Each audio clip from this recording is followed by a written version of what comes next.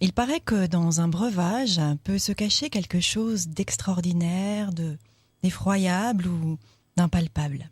Dans tout breuvage, toute boisson chaude, froide, sucrée, salée, euphorisante, calmante ou requinquante. Et ça date d'il y a très longtemps. Et ce qui peut se cacher, c'est quelque chose, un trou, je vais vous dire pour l'instant. Il y a longtemps, il y avait un homme, et cet homme, il aimait les histoires. Il aimait tellement les histoires qu'en fait, il écoutait tout ce qui se passait autour de lui. Dans le village, il écoutait les anciens, il écoutait le feu qui crépite, il écoutait le vent. Et puis, il racontait ça à celle qui allait devenir sa femme. Et sa femme, elle aimait tellement ce qu'il lui racontait que, ils sont mariés, il a continué à écouter des histoires. Comme dans le village, il les connaissait toutes ou presque, il a marché. Il a marché pour aller dans le village d'à côté. Et sur le chemin, tandis que ses pieds se posaient sur les petits cailloux en roulant lui ont raconté d'autres histoires.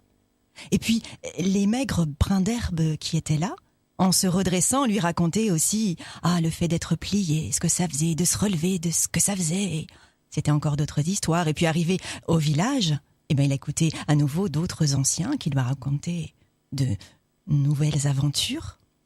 Et puis il est rentré chez lui, et puis il a raconté ça à sa femme, et puis à ses enfants. Ils aimaient tellement ça qu'ils en ont réclamé d'autres, et lui, il aimait tellement en écouter qu'il est allé en écouter d'autres. Pour ça, il est allé un peu plus loin. Il y avait une montagne. Alors, il a marché pour aller jusqu'à la montagne. Et sur le chemin qui allait jusqu'à la montagne, il a entendu des oiseaux. Des oiseaux migrateurs qui venaient de loin, et qui racontaient des histoires de pays qu'il n'avait jamais vus. Mais il les racontait tellement bien qu'il les voyait, ces pays. Il les sentait, il les imaginait. Alors il a continué, il a rencontré des insectes qu'il n'avait jamais entendus crépiter, et tout ça, ça lui a rempli les oreilles, ça lui a rempli la tête de nouvelles histoires, et il a continué sur la route. En gravissant la montagne, il a senti un vent nouveau, un vent chaud. Un vent qui venait de par-delà les mers, qui racontait le soleil comme jamais, qui racontait la sécheresse comme jamais il l'avait entendu. Et il est arrivé en haut de la montagne, et là, il y avait encore d'autres choses, d'autres nuages qui racontaient d'autres vents et d'autres peuples qu'il a rencontrés. Qui lui a rencontré et effectivement d'autres histoires, d'autres nourritures, d'autres modes de vie, d'autres couleurs, d'autres saveurs. Et il en avait plein les oreilles. Plein la tête, plein le cœur, partout. Il est redescendu pour les raconter à sa famille. Et sur le chemin du retour, la montagne, elle a fait glisser quelques petits grains de sable. Les grains de sable, ils étaient bavards. Des pipelettes qui racontaient leurs ancêtres et leurs ancêtres. Des rochers comme jamais il en avait vu, jamais il avait pu en imaginer, des rocs, des montagnes entières qui étaient là tout petits et qui crépitaient sous ses pas et qui racontaient, qui chantonnaient, qui s'amusaient. Alors il est rentré chez lui, mais il s'est dit que toutes ces histoires, à force de les raconter, c'était bien, mais il y en avait certainement encore ailleurs. Il fallait qu'il aille y recueillir, qu'il parte encore plus longtemps, encore plus loin. Mais ça voulait dire qu'il voyait ses enfants et sa femme encore moins souvent. Alors, il s'est dit qu'il allait les noter.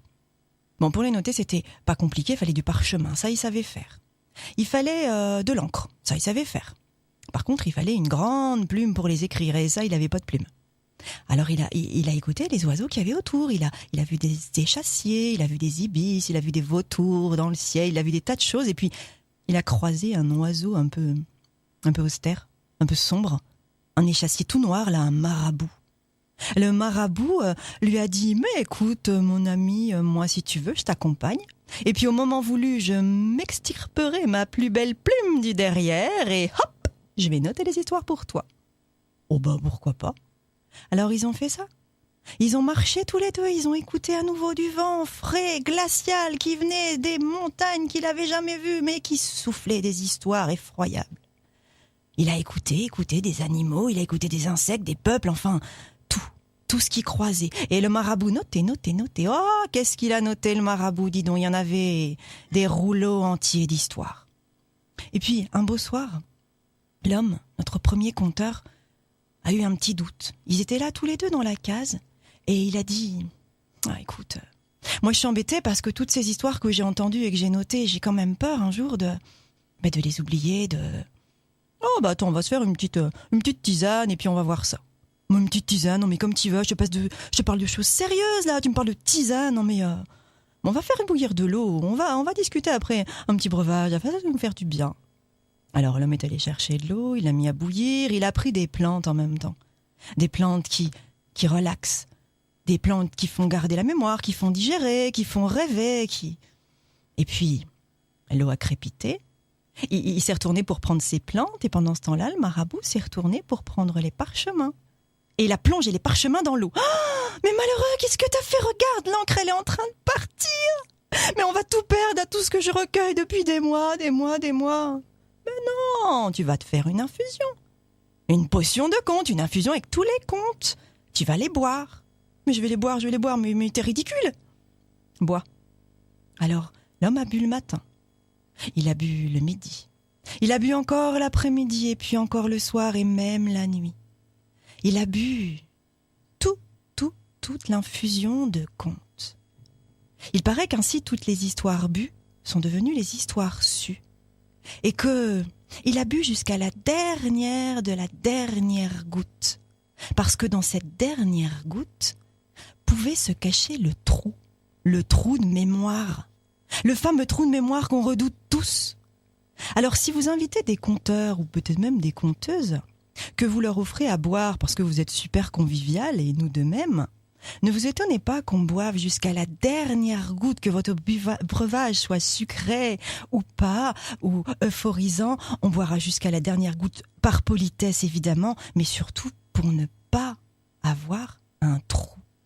Il paraît que c'est comme ça et c'est pour ça qu'on boit tout.